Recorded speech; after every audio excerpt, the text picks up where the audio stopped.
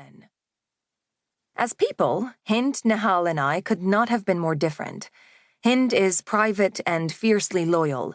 Nahal is spiritual and generous, and I'm a doer. As business partners, we tried to be better versions of ourselves, failing more often than not.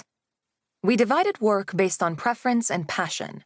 Hind and I were best with books, and Nahal was best with people. These divisions were never clear-cut. We all found common ground in language. We devoted our attention and our labor to words. We were proud of Egyptian culture and eager to share it. We had no business plan, no warehouse, and no fear. We were unburdened by our lack of qualifications, and we were ignorant of all the challenges that lay ahead. We were young women.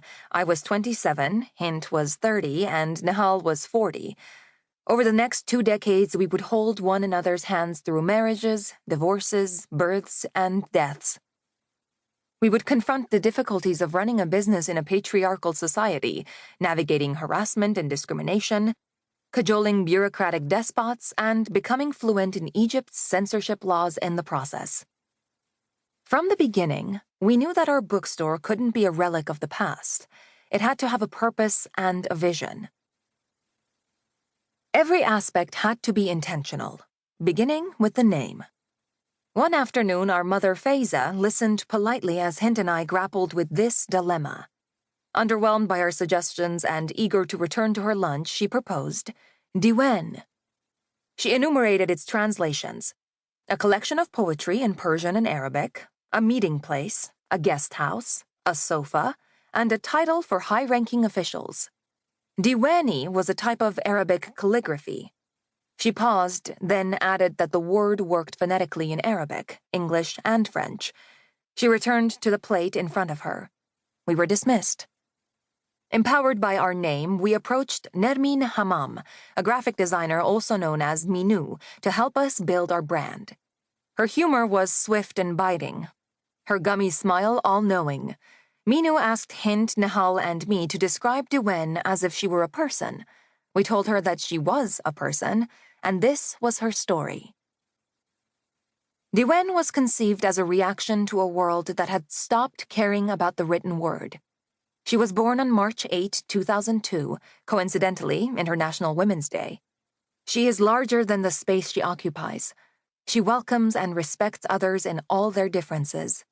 Like a good host, she invites patrons to stay a while longer in her cafe. In principle, she is anti-smoking. She knows that most places in her homeland aren't, but she is resolved to stand for better. She has nobler ideals than her surroundings permit. She is honest, but she will not punish thieves.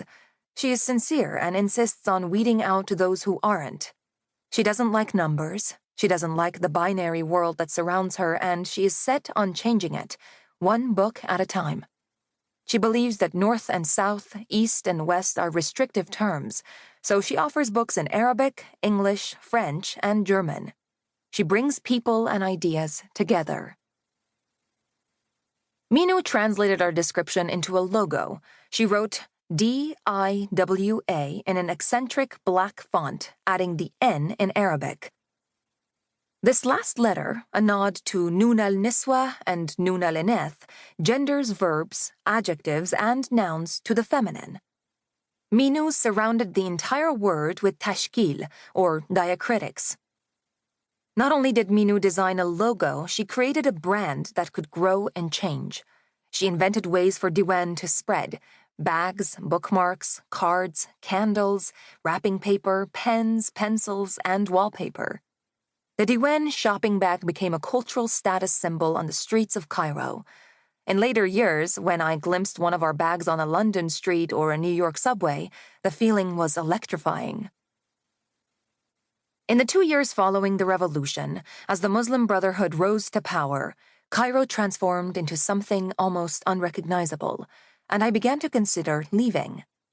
The prospect was extremely painful, but after years of running Diwen in post-revolutionary chaos, I was running on empty. I'd begun to realize that as long as I stayed in Cairo, I existed only in relation to my bookstores. I could never extricate myself. And after 14 years of giving myself to the shop, I had to draw a line in the sand. I surrendered my role as one of Diwen's